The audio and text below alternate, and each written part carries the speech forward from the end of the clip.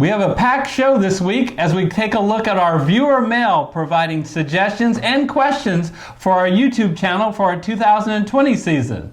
But back in 2019, we're going to go over our Week 16 cash and GPP lineups, all coming up next on FanDuel.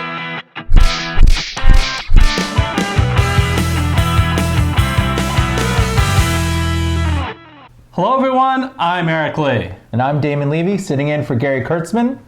Thank you so much, Damon, for once again sitting in. And it's both exciting and sad that this is our last show of 2016. We do not film shows on Week 17. That's the bad news, that we don't do Week 17 because that is Christmas week, and that's also a crazy week for DFS because a lot of players sit to rest for the playoffs. Probably wild. Yeah, but the good news is we're going to do something we didn't do last year, which is we will have a show during the playoffs. In the divisional playoff round, we're going to have both a FanDuel and a DraftKings show. And here's the cool thing. It goes back to my childhood when at the end of the baseball season was always... Fan appreciation? You got it. It's my favorite day. Yeah. It is subscriber appreciation week that week. So, little quick tip. If you want to support the show, smash the like button, and if you want to help yourself out, be sure that you click that red subscriber button. Yeah. And here's the tip that we're going to give just the people watching us. They are going to be doing a whole bunch of surprises and cool things for Subscriber Appreciation Week, which is the divisional playoff week. And one of the things is we're going to have a free contest for our subscribers. Maybe they'll win some money? Yes. It's going to be, right now we haven't figured out the amount. I think it's going to be $50. If they can beat you. $50 if they beat us. That's easy beating me. But it's going to be limited entry. It's going to be, and therefore, the people who check out the video first and register are going to be the ones that are going to be in this free contest. So they got to comment. Yeah, well, they don't have to comment. The key is that they go in after subscribing, they click the bell icon. Okay. And once they have the bell icon, it'll notify you when our divisional playoff video will come out, because I'm not sure what day that week before the divisional playoffs. And then it's first come, first serve. First come, first serve. You got it. So pay attention. A lot of fun. Not only are we doing that free contest, we will get you prepared for a slate of games, giving you our best picks for cash and GPP for both FanDuel and DraftKings. And like I said, there'll be a few surprises. So let's talk a little bit about last week. Yeah. So on FanDuel, there was good news and bad news. The cash lineup was mostly bad news. We scored 123 points, which in and of itself isn't a horrible score. I don't think it was totally bad news. I think but you needed some of the guys that smashed. Yeah, and it was a really high-scoring week, and 123 points is just not going to get it done in Week 15, given how high-scoring it was. Yeah, we had picks that were good picks. Yeah. Tannehill, as much as, I'm not sure if, it made me question whether or not he's a great quarterback, but he scored. He scored over 25. We had two touchdowns in the air and one on the ground. Hopkins had over 100 yards. He just didn't have a touchdown. Yeah. Same thing with DJ Moore. Yeah. Over 100 yards, and somehow Tyler Lockett came out of, and he came out of nowhere and scored points, but DJ Moore... I don't know. It was weird. There was players that came out of nowhere. There was cheap wide receivers that if you had them, like Brashad Perryman, for example. Oh, wow. Yeah. But we had a couple of stinkers. Yeah, we did. And I want to say something really quick to viewer Matthew Ray. You're right. I give up. Leonard Fournette. For the rest of 2019, Leonard Fournette, I'm looking at you. You have failed me for the last time. I will not be picking Leonard Fournette this week. He was a disappointment. 10 points. And Galladay in our flex, who was a late switch from Edelman. We were concerned about Edelman's health, and which is a good call. Yeah, that was a good call, but moving to Galladay turned out results-oriented was not a good call. Well, you also went from Gage to Connelly, which was a great call. Yes. And so, I think Fournette was the one dud. If you go back to your master class, he was a road dog, Yep. bell cow running back, which is not always the play that you guys would usually go to. And so, The thing about Leonard Fournette, Damon, was not just that he only scored 10 points. There were a bunch of players around his price who did go off. yeah, you could have gone to Zeke. Yep. You could have tried to stretch up to Saquon. Yeah. You could have gone with Even Todd Gurley. All of those guys scored 2 touchdowns. Yeah. So, the good news. There was a lot. I think that the lesson learned is sometimes you pick good lineups, but it doesn't pay off because there's guys that go off more. Yeah. Well, you know what? If they just didn't look at the first lineup we gave and instead focused on the second lineup, which is our GPP lineup, that really went really well. Yeah. Kenyon Drake, 39 points. A.J. Brown, 21 points. George Kittle, 20 points. Deshaun Watson, 19. Aaron Jones, 17. And Hopkins and the Tampa Bay defense each scored 15. Those are 7 players that all smashed. Yeah. I told you, Kenyon Drake, for some reason I liked him last week. Yeah. And he went way beyond what I was thinking, but Right. which made him a good GPP play. And then, that was a good lineup. And then that's like 158 points. 158 without points. the flex. Without the flex, because we told you specifically if Devontae Parker was back, slide Isaiah Ford out. Yeah, and you might have gotten to the right guy. You might have gotten to Connelly, or you might have gotten to D.D. Westbrook. You might have chosen the right player there. And if you chose the right one at that flex with that lineup, you would have gotten. So Damon, it was in week 14 that we gave a challenge to our viewers. Yeah, you guys wanted feedback, and you got it. You got quality feedback, quantity feedback. And we're going to get into some of it, aren't we? Yeah, and we wanted to spend time answering on the show so you guys to do twofold. 1, get to know us better, and 2, get to hear our opinions and thoughts that you guys had on what our 2020 YouTube channel might look like. So, without any further ado, let's open up the mailbag to see what you guys said. Let's get ready to rumble. Mail call! Gather around, everyone! Well, let's see what's in the mail. What's this? A letter for me. Okay, you ready? I am ready. Let's dive into it. So, we grouped these together with a few people. Some people had some common requests, and so let's start with Unre Azteca. He said a good masterclass edition would be in-depth analysis of late swap strategy. And Daniel Goody also chimed in, love the channel, and your masterclass series is the best, hands down. Everyone should watch it. If you haven't, your DFS life is not complete. Lols. All right. Well, thank both of those viewers. The masterclass is good news and bad news, in my opinion, of the masterclass. The good news is it has been very well reviewed. We've just got great feedback of people who so that were actionable things that help them improve on their play. The bad news is it hasn't been a very viewed concept. Is that true? Yeah, we're at about 3,000, some are a little more, some are a little less, views. Compare that to our weekly show, which really only has a sustainable life of about 4 or 5 days. We get that number of views every week, and this has been out for 4 months. That's strange. So I think people like the instant gratification of just tell me the answer. Yeah. Tell me the answer to the test. I need money. Rather than the theory of how to come up with the answers yourself. So I would just say we are always looking in the off season to respond to the question of different things that we can do that are evergreen content that will have value beyond just the week. So the late swap strategy, I think, is a really good idea. We can go into depth of that.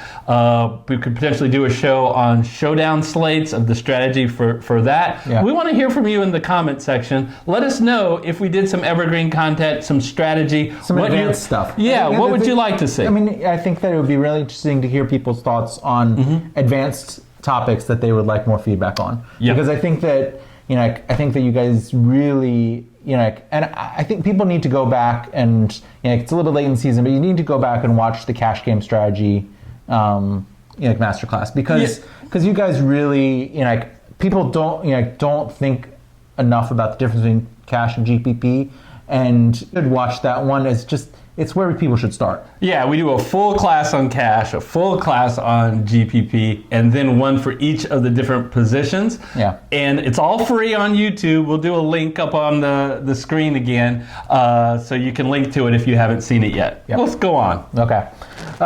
Next, Sean Murphy.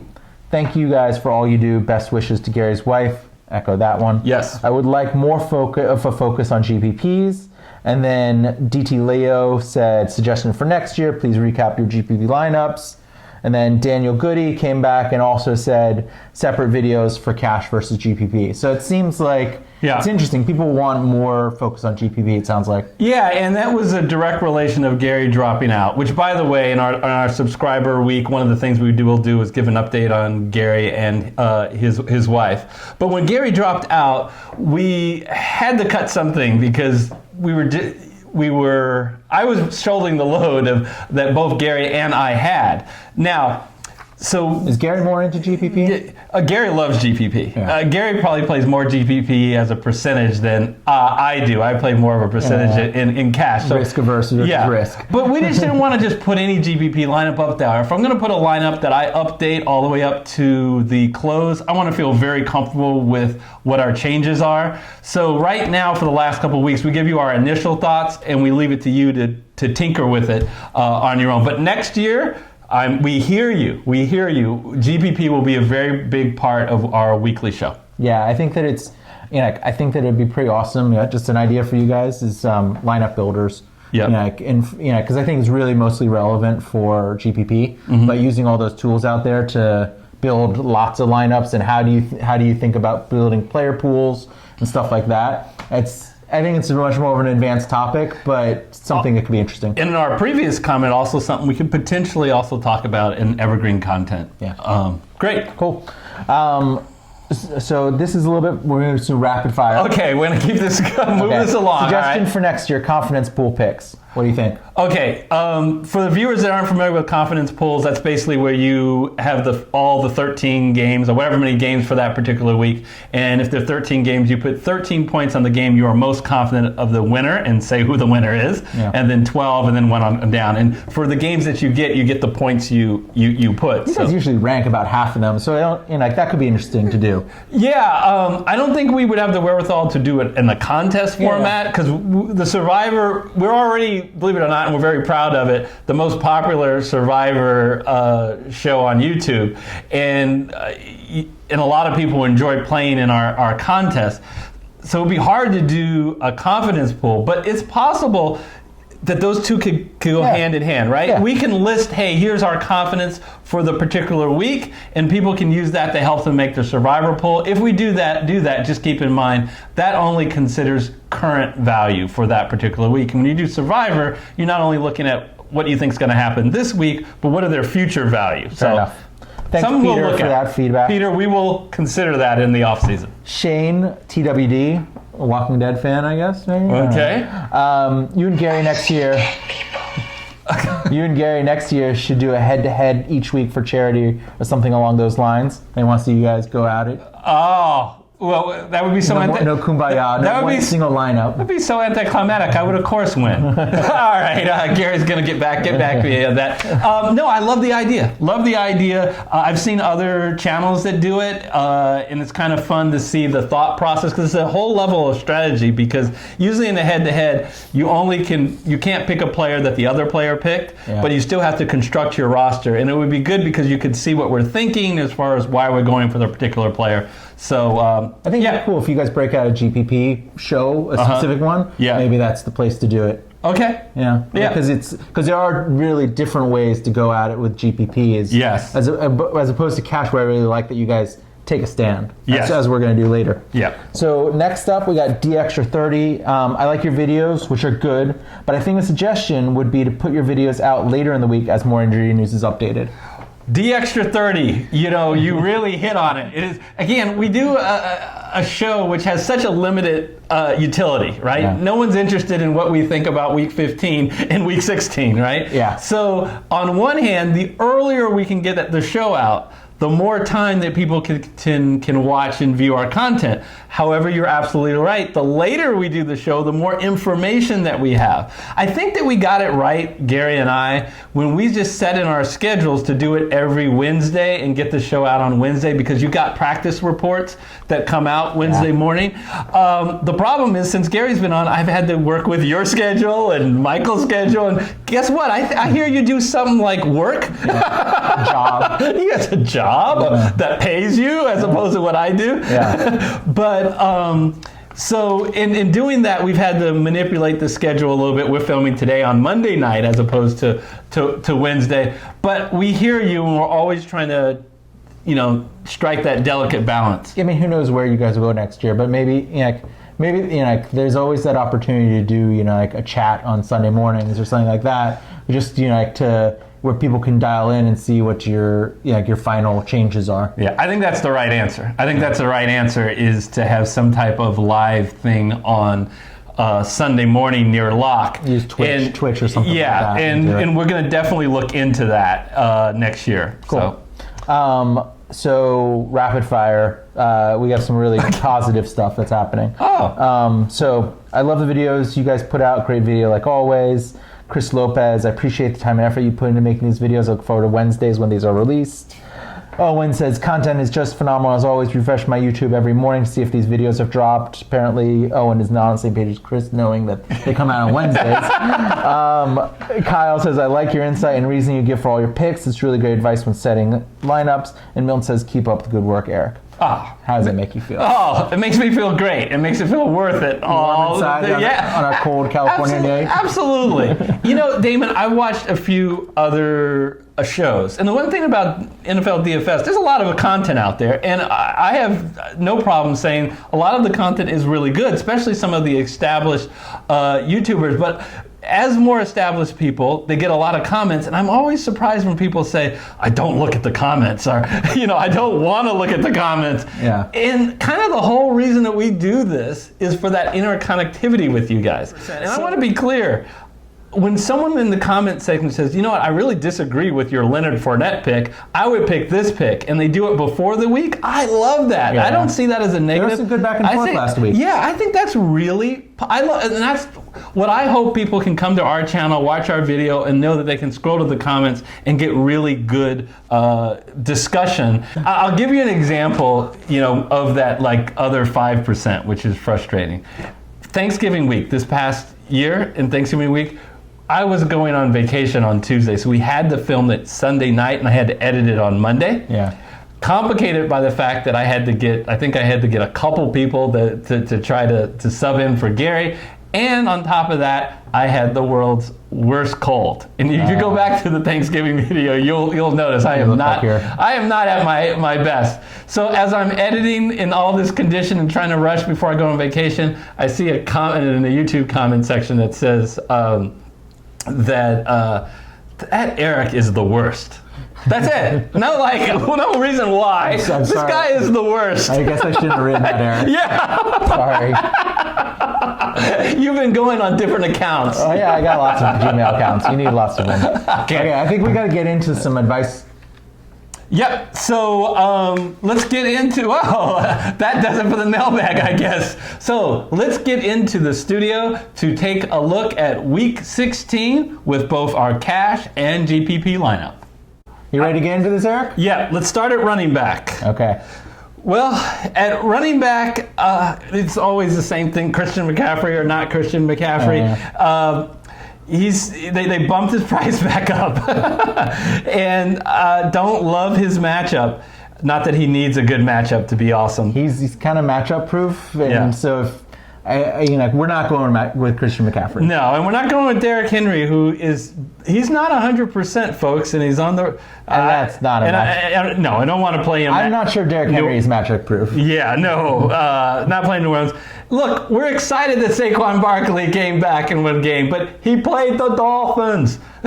So I'm not playing him this week at $8,800. Yeah. Instead, I'm going to go down for $7,300. First of all, Leonard Fournette? You're not going with Leonard? Lenny? No. Tell Lenny to Lenny? take a seat. Lenny petting the mouse?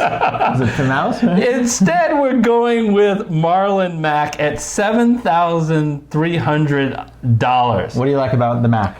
Well, I like that he's bell cow. I like that he's home, and I like that he's favorite. That's so important because Mac doesn't heavily get involved in the passing game. Yeah. So if the game script gets away from him, then he can really bust out and give you a low floor on cash game. So people are going to be scared, though, because you just pulled up his game log. He ran for 38 and then 19. Yes. Just moments ago. Reassure. Okay, well, the good news is that he faced in the last 2 weeks 2 defenses that are very tough against the run. Yeah. Tampa Bay and New Orleans. Okay. This week, we got good news. He's got it against the Carolina Panthers. Not only are they 30th against the run, they're dead last against running backs. Yeah. I feel really good about this. Now look, if you guys think that the Panthers are going to beat up on the Colts, this is not the pick you want to do. Because if the Panthers, even though that they're, I think, 5.5-point underdogs, somehow take control of this game and get way up, Nyheim Hines is going to come in the game and it's going to be a nightmare. Yeah. But that's not going to happen. we don't think that's going to happen. Okay. I like to be more confident.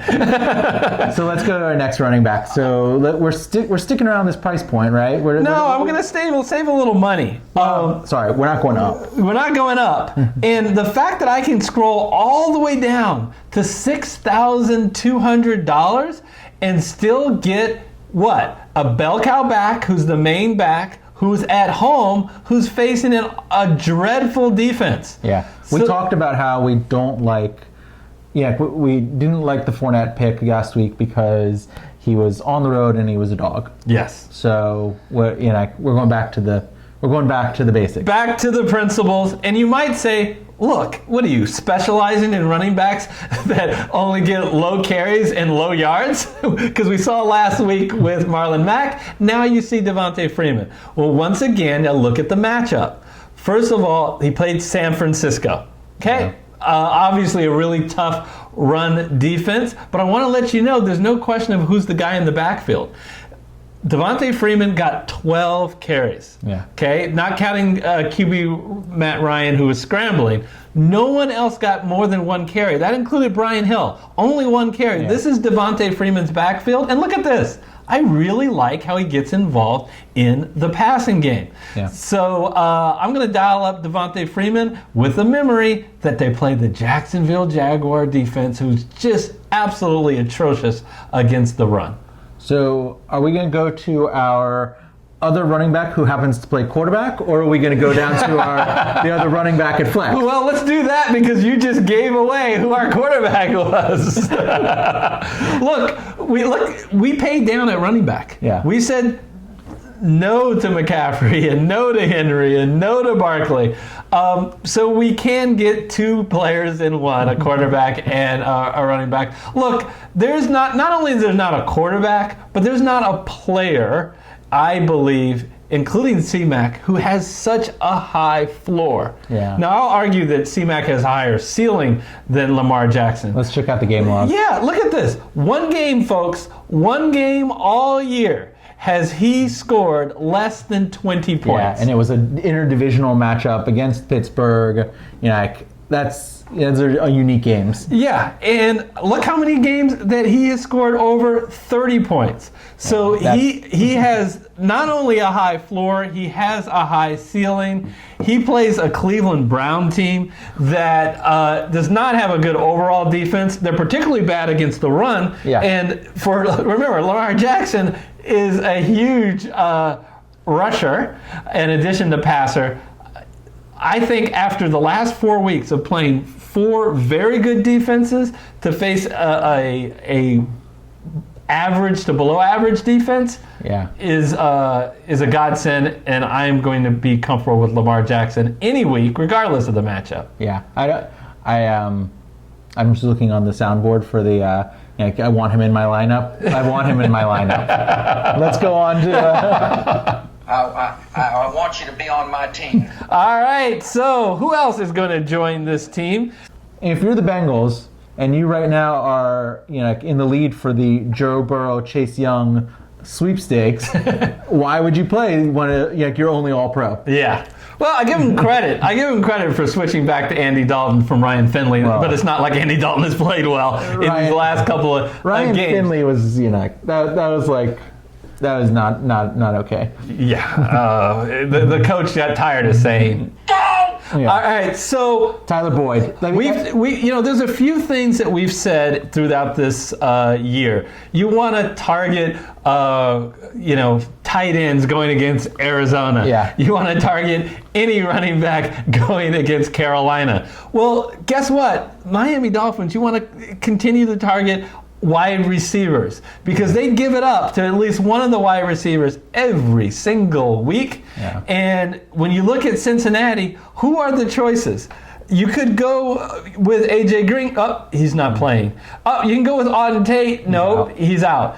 You can go with John Ross, who's back, but John Ross has caught 2 passes in each of the last 2 weeks. That's a tournament play. So why not go with Tyler Boyd, who's among the league leaders, believe it or not, in targets.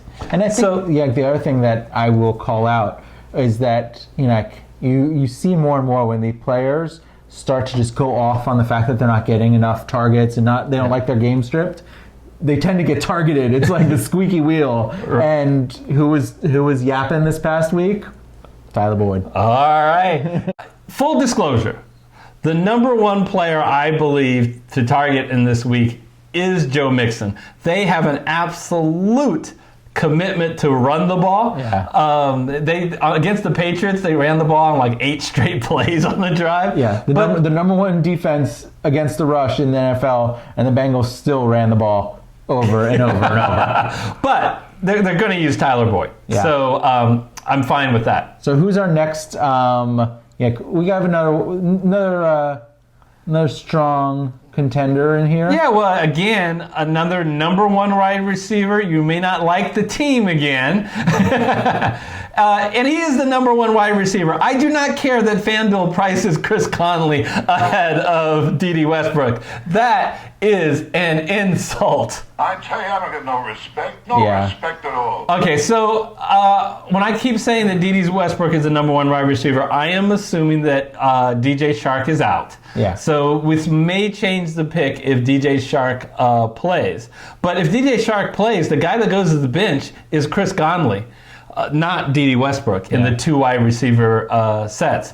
So again, we're picking a whole. You can't blame us with recency bias. Yeah. We're playing player after player that's coming off really bad weeks. Yeah. So, but look at the year. He has been consistently getting a lot of targets, and he faces an Atlanta Falcon team that does a much better job against the run than the pass. Okay, so let's put D.D. in there, and I'm gonna reserve my right to question that call later in the week, and maybe he might be a candidate for some last minute changes. For both of us, we think that this is probably the pick we're least comfortable with. Yeah. So he's a target that he might be moved out, and if DJ Shark plays, he almost certainly will be moved out. All right, let's keep it a wide receiver. Last wide receiver is somebody that we've chosen before. Last week we've chosen. You guys love this guy for good reason. So go up a little bit, but not all the way. Yeah, and I think that's a very big deal. I think you said the quote last week. You said, what does DJ Moore have to do in order to get a little respect on FanDuel? Yeah. Apparently, it's not get 12 targets for eight catches and 113 yards because I think that they didn't move his salary much at all. So he's not a ceiling. And he has a ceiling, but he has just an amazing floor too. And he's a very his scoring range is tight because they don't tend to throw him the ball around the goal line. Yeah, but he gets 10 plus targets. Yeah, well, he is the 4th most targets this year. Yeah. And Edelman and Hopkins, who's ahead of him, are not on the main slate. Who's the only guy on the main slate with more targets? Thomas. You got it. $2,400. More. Yeah. So, and I didn't mean more money is DJ Moore. Now, I'm going to throw a caveat here that I'm a little concerned, full disclosure, that it looks like Carolina is going to make a change at quarterback. They are going to bench Kyle Allen. I don't know a lot about his replacement, but it's hard to play much worse than Kyle Allen has in the last couple of weeks. But unfortunately, Kyle Allen had a very comfort level with DJ Moore. So. It could be helpful. He might start getting more goal line looks. Yeah. I mean, he can't get fewer, so that's not, it could, we'll see. That's a definitely good caveat. All right, at tight end. Well, we have a little bit of money left. We do, and why not use it? Because FanDuel has priced up. There is no Higbee. Yeah, there's not much. Even Jonnu Smith that I kind of like, 5,400. Yeah. So if you're gonna spend 5,400, you might as well spend the extra 1,500 to get Zach Ertz.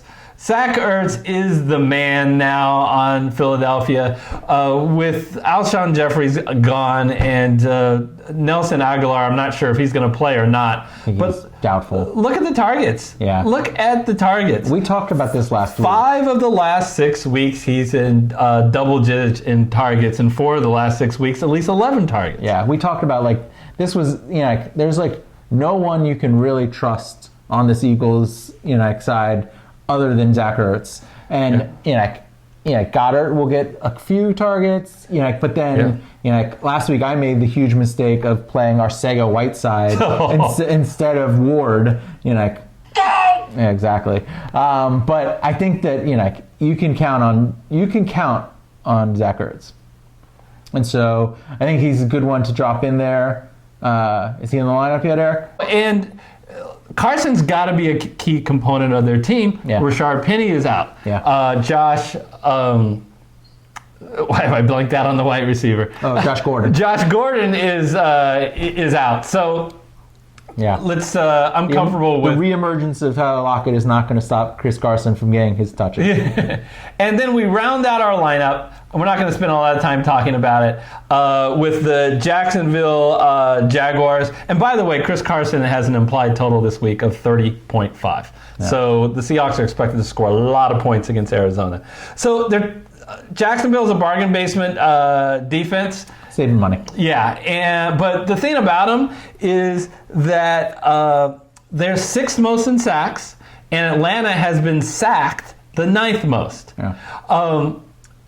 Las Vegas thinks Atlanta's going to win. So Atlanta's at home, and they are 7.5-point favorites. That's not great, but this is the same Atlanta Falcon team. I know they just came off beating San Francisco, but that has lost to the Colts. Yeah. That has lost to the Bucks and has lost to the Cardinals. Yeah. So I don't really know what you're going to get with the Atlanta team, and so this is a this is a risky play, but we're not spending any money, so it's low risk. Yep. And it helps us to get some of the those bell cow running backs that we wanted. Yeah, so we've got 4 running backs. Yeah. We got Lamar Jackson at QB, Marlon Mac, Devonta Freeman, and Chris Carson. The wide receivers we think are number 1 targets on each of their teams. Tyler Boyd, D.D. Westbrook, DJ Moore. The tight end is definitely the number 1 target on his No doubt team. about that. Zach Ertz and the Jacksonville Jaguar defense. Let's wrap it up with a quick look at GPP. Hi everyone, you're looking at our Week 15 FFC FanDuel contest. We had 20 competitors that had qualified.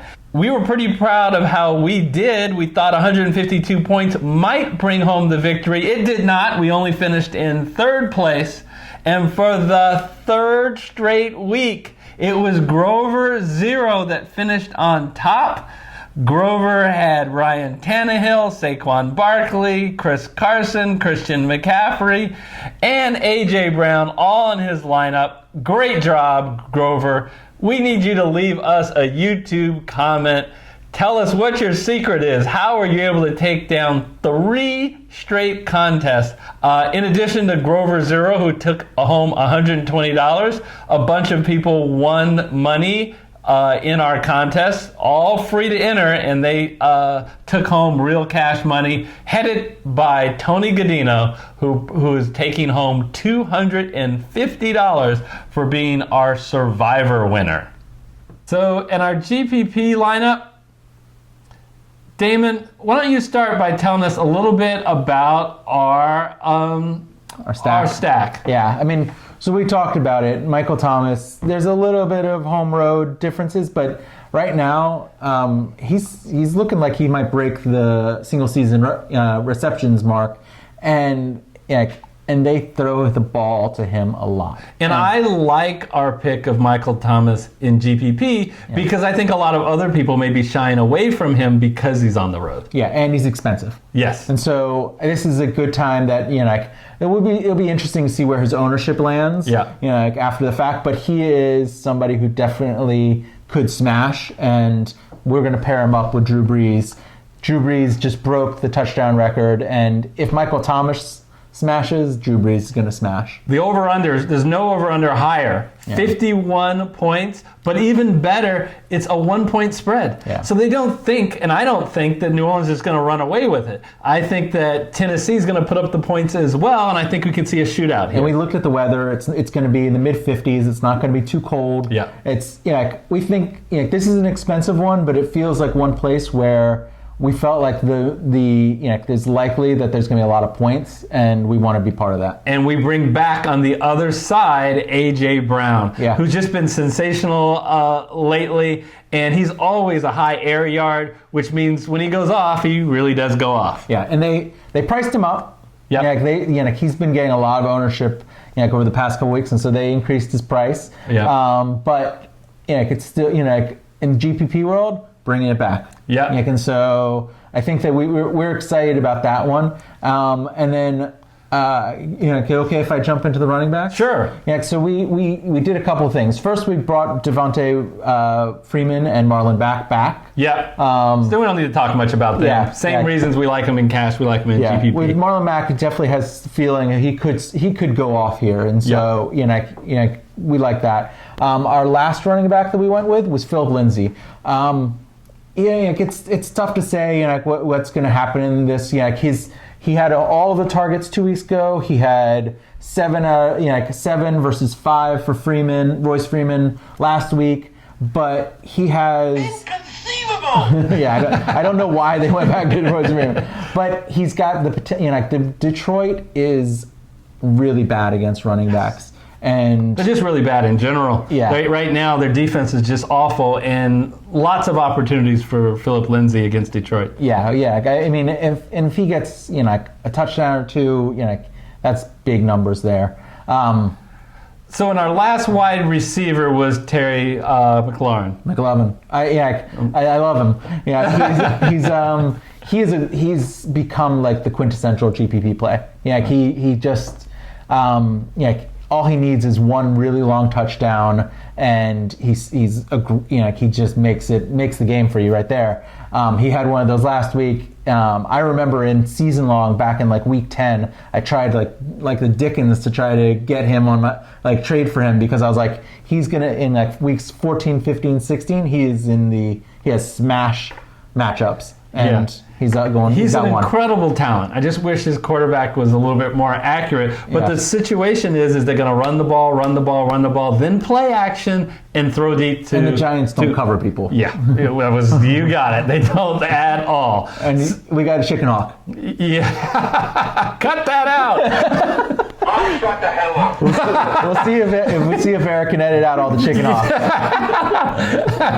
So I can't get him back because he refuses to have any one team him representative. But anyway, look, we talked about it. You want to target tight ends against Arizona. It's a smash play. But remember, we've seen Vance McDonald. We have seen Tyler Eifert fail miserably. Yeah. So you can't just put any tight end. any competent tight end. Yeah. And listen, as a Seahawks fan, I can tell you, Jacob Hollister is very competent. He also has a competent running quarterback throwing to him. Who feels very comfortable with him. Yeah. So, and don't forget that the Seahawks just lost one of their passing weapons with Josh Gordon out. So. And they have a high team total, so we want a little piece of that at least. Yeah, 30 points. Yeah. So we like that. And then our final defense, final player is a defense. The Jets. We think it's going to be a low-scoring game, so it's and you're going up against Duck and I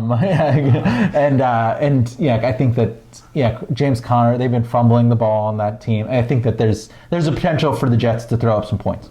Yep. So our GPP lineup is Drew Brees, Phillip Lindsay, Devonta Freeman, Michael Thomas, Terry McLaurin, A.J. Brown, Jacob Hollister, Marlon Mac, and the New York Jets defense.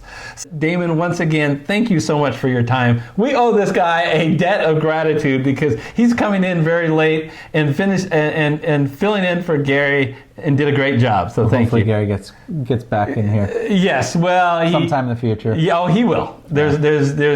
That's not it's always been a question of when, not a question of if. And as we kind of look back to the year, I just wanted to play something that was shown you very briefly, how we grew in 2019.